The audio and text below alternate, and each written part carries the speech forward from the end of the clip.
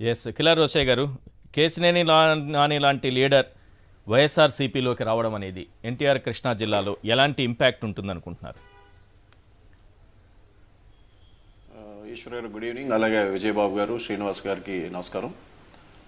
సాక్షి ప్రేక్షకులు కూడా సార్, ఇవాళ మనం బేసిక్గా ఆంధ్ర రాష్ట్ర రాజకీయాలు కానీ దేశ రాజకీయాల్లో చంద్రబాబు నాయుడుకి ఒక ప్రత్యేకత ఉంది. ఆయనకున్న పేటెంట్ రైట్ ఏంటి? వెన్నుపోటు ఒక పేటెంటు, రెండు గోబల్స్ నాయకుడిగా ఒక పేటెంట్ ఉంది. ఈ రెండు చంద్రబాబు నాయుడికి ఉన్న పేటెంట్ రైట్స్ యావత్ భారతదేశంలో ఏ రాజకీయ నాయకుడికి లేదనేది మనకు తెలుసు. ఇవాళ కేసినేని నాన్నగారు నిన్న మాట్లాడిన తీరు మనం చూసిన తర్వాత, ఏదైతే use and throw policy Chandrababu నాయుడికి అది వెన్నతో పెట్టిన విద్య, వెన్నుపోట్లు పడటం బాగా తెలుసు, అలాగే ఒక మనుషులు వాడుకొని ఏ విధంగా వదిలేయటం కూడా బాగా తెలుసు. ఇప్పుడు ఇవాళ కేసినేని నాన్నగారి బాధ మనం క్లియర్గా చూసాం. వాళ్ళ కుటుంబంలోనే గొడవ తీసుకొచ్చి ఇవాళ కేసినేని నాన్నగారు ఒకప్పుడు ఈ ప్రాంతంలో ట్రాన్స్పోర్ట్లో ఆయన ఒక పెద్ద బిజినెస్ మ్యాన్, సో బాగా విజయవంతమైన బిజినెస్ మ్యాన్. అలాంటి వ్యక్తి కృష్ణా జిల్లా మొత్తాన్ని కాపాడుకుంటూ 2 సార్లు విజయవాడ ఎంపీగా పోటీ చేసి గెలిచి జగన్ గారి వేవ్లో కూడా విజయవాడ పార్లమెంట్ గెలిచారంటే మరి అతనికి ఒక ఇండివిజువల్ వెయిట్ ఉందనేది అర్థం. సో ఏదైతే ఆయన గెలిచారు, ఇవాళ కుటుంబంలో వాళ్ళ తమ్ముడు ఫైనాన్షియల్గా సౌండ్ అయ్యాడు కాబట్టి ఇవాళ ఈయన వాడుకున్న రోజులు వాడుకున్నాడు, ఇవాళ అతన్ని అందుకుంటున్నాడు. ఈయనకి వెన్నుపోటు పడిచాడు, ఈయన తొక్కేసి అవతలకి ఆయనకి ఇంపార్టెన్స్ ఇస్తా ఉన్నాడు. సో ఇది ఆయన వెనతో పెట్టిన విద్య. ఇవాళ ఒకరోజే కాదు కదా, ఇవాళ చంద్రబాబు నాయుడు రాజకీయ చరిత్ర చూస్తే కాంగ్రెస్ పార్టీని అదేవిధంగా ఆ రోజు ఎన్టీ రామారావు మీద పోటీ చేస్తానని చెప్పాడు. మళ్ళీ ఎన్టీ రామారావు పార్టీ గెలిచిన తర్వాత మళ్ళీ ఆ పార్టీలో చేరి మళ్ళీ ఆ రోజు కాంగ్రెస్ పార్టీకి వెన్నుపోటు పడిచాడు మినిస్ట్రీ ఇచ్చిన తర్వాత. మళ్ళీ చంద్రబాబు ఎన్టీ రామారావు వచ్చినాక ఎన్టీ రామారావుకి వెన్నుపోటు పడిచి ఆయన చావుకి కారణం అయ్యాడు. అక్కడి నుంచి చూసిన తర్వాత మీరు ఎన్టీ రామారావు కుటుంబాన్ని ఏ విధంగా వెన్నుపోటు పడిచాడో రాష్ట్ర ప్రజలందరూ కూడా చూశారు. కానీ ఏంటంటే ఆ కుటుంబంలో ఎవరు ఎదిరించేవాళ్ళు లేకపోవటం వల్ల తను చలామణి అయిపోయాడు. సో ఆ స్థాయిలో ఏదైనా ఒక నాయకుడు ఉంటే ఇవాళ చంద్రబాబు నాయుడు ఇవాళ ఈ స్థాయిలో ఉండేవాడు కాదు. ఎన్టీఆర్ కుటుంబంలో ఒక మంచి వ్యక్తి ఉన్నట్టయితే, రాజకీయ పరిజ్ఞానం ఉన్న వ్యక్తి ఉన్నట్టయితే ఇవాళ చంద్రబాబు నాయుడు ఈ పరిస్థితిలో ఉండేవాడు కాదు. కానీ అక్కడి నుంచి మనం చూసిన తర్వాత ఎన్నో రాజకీయ నాయకులు తెలుగుదేశం పార్టీలో చాలా ఉద్దండులు చాలా మందిని ఒక స్థాయికి తీసుకొచ్చిన తర్వాత వాళ్ళు ఎక్కడ ఎదిగిపోతున్నారని వాళ్ళ మీద వాళ్ళ ఎల్లో మీడియా చేతే రాపిచ్చిన సంఘటనలు చాలా మంది రాష్ట్ర ప్రజలు చూసాం, మేము పర్టికులర్ గా చూసాం.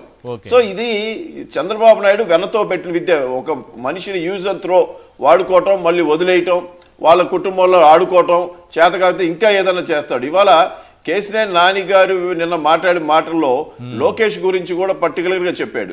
లోకేష్ పార్టీలో పెత్తనం చేస్తా ఉన్నాడు అనేది ఒక్క కేసినేని నాని గారే కాదు, యావత్ తెలుగుదేశం పార్టీలో ఉన్న సీనియర్ నాయకులందరూ కూడా తలబట్టుకొని కూర్చున్నారు ఇవాళ.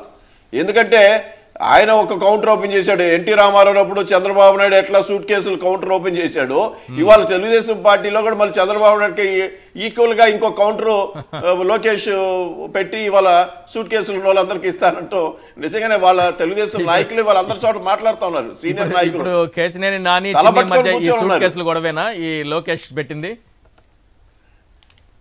అయ్యుండొచ్చు. ఇవాళ ఒక్క కేసినేని నాని చిన్ని గారే కాదండి, ఇవాళ రాష్ట్రంలో తలబండిన నాయకులందరూ తెలుగుదేశం పార్టీ వాళ్ళందరూ తలబట్టుకొని కూర్చున్నారు. ఇవాళ ఈ సూట్ కేసులు ఇతను కౌంటర్ ఓపెన్ చేసి ఆ కౌంటర్ తో పాటు అతను చలామణి అవుతున్నారు. వీళ్ళు తలబట్టుకుని వచ్చారు. వీడెక్కడ దొరికాడు రా బాబు, పార్టీకి మరి చంద్రబాబు నాయుడునే తట్టుకోలేము, మళ్ళీ ఈడొచ్చి మళ్ళీ ఈ పిల్లనాయుడు వచ్చి మనల్ని పెత్తనం చేస్తున్నాడని వీళ్ళు బాధ ఎక్కువైపోయింది ఇవాళ.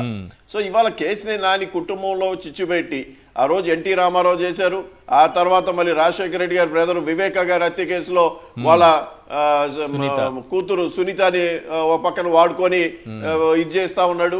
ఇవాళ ఈ విధంగా అంటే చంద్రబాబు నాయుడుకి ఉన్న ఒక పెద్ద ఎక్స్పీరియన్స్ ఏంటంటే ఎప్పటికప్పుడు ఒక నాయకుడిని ఎత్తుకుంటాడు. రాబోయే రోజుల్లో తనకి ఎక్కడ ఉన్నా ఇవాళ మనం చూసాం రాష్ట్ర రాజకీయాలు బీజేపీని చూశాడు, వాడుకున్నాడు, వదిలేశాడు. సిపిఎం అంతే చేశాడు.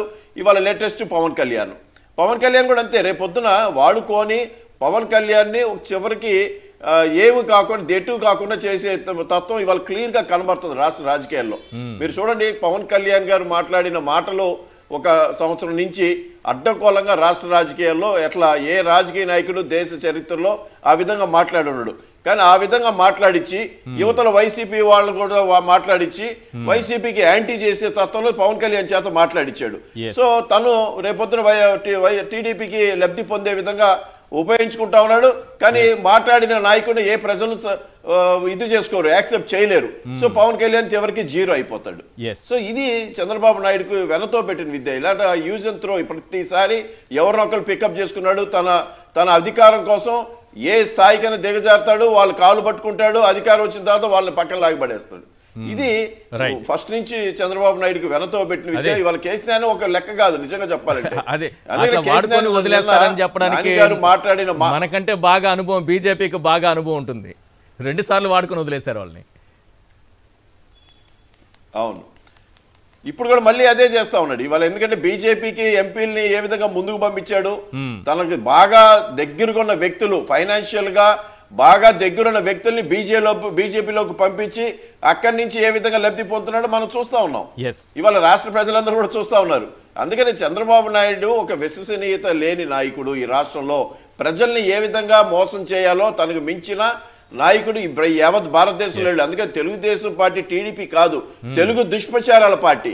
ఆ పేరు పెట్టుకుంటే బాగుంటుంది. ఎందుకంటే ఎల్లో మీడియా ద్వారా 24 గంటలు ప్రజలకు దుష్ప్రచారాలు చేసే ప్రయత్నమే చేస్తా ఉన్నాడు. ఇవాళ ఈ రాష్ట్రంలో ఈ రాష్ట్ర అభివృద్ధికి జగన్మోహన్ రెడ్డి గారు వేసిన పునాది తెలుగుదేశం పార్టీ 2014, 2019లో పునాది వేసిందా చెప్పమనండి. ఇవాళ ఎవరితోనైనా డిస్కషన్ మాతో రమ్మనండి. తెలుగుదేశం పార్టీ అధికారులప్పుడు ఈ రాష్ట్ర అభివృద్ధికి ఏం పునాది వేశాడు, ఇవాళ జగన్మోహన్ రెడ్డి గారు ఈ రాష్ట్ర అభివృద్ధికి ఎలాంటి పునాది వేశాడో దాన్ని చెప్పమని, దాన్ని డిస్కషన్ రమ్మనండి. వాళ్ళని రాలేరు. కానీ దుష్ప్రచారాలతో బతుకుతున్నారు. ప్రజల్ని ఏదో విధంగా మోసం చేయాలనేది వాళ్ళ తత్వం. రైట్.